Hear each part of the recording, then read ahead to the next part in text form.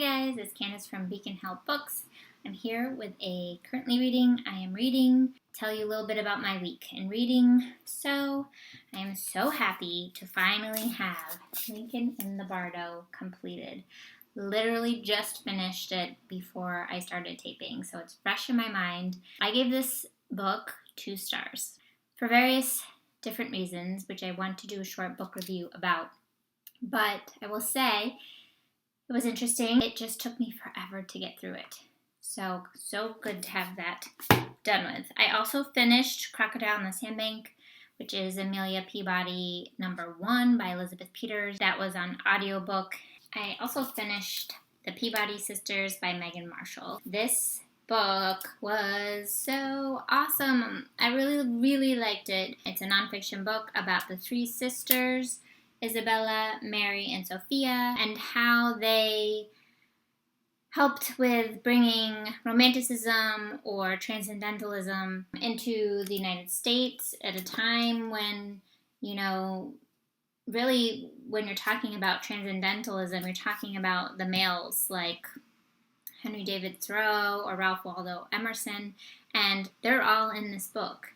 But what I come to find out is that the Peabody sisters really brought out these men, the best in these men. And I learned so much. I really enjoyed this book. I gave it 5 stars. I'm at 65% with Minds of Winter. I made some good progress with that.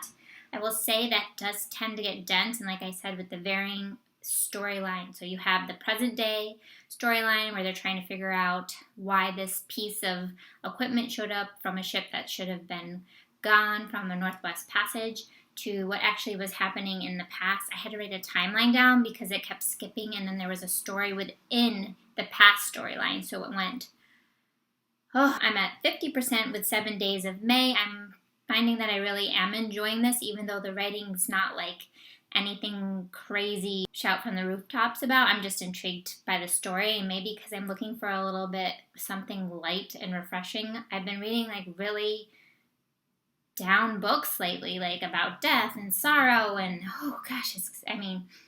7 Days of May is about the Lusitania, but I haven't gotten to the part where, what happens. Speaking of death and sorrow, I've come to the conclusion that I'm going to DNF Dust.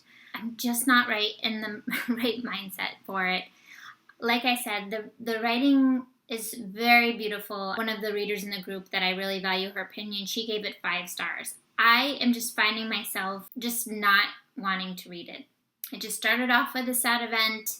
It keeps, does some flashbacks, and I'm just not digging it, and I just need to give myself a break. I have plenty of other books that I need to finish, and I've decided to give myself a pass on this month. I am at 26% according to Goodreads of The Darkest Lies. I am really liking this. The chapters are 1 to 2 pages. It's told from the perspective of Beth, who is the main character. She's a child and she's gone missing. So Beth's mother is trying to figure out what happened to her. So I am really enjoying this.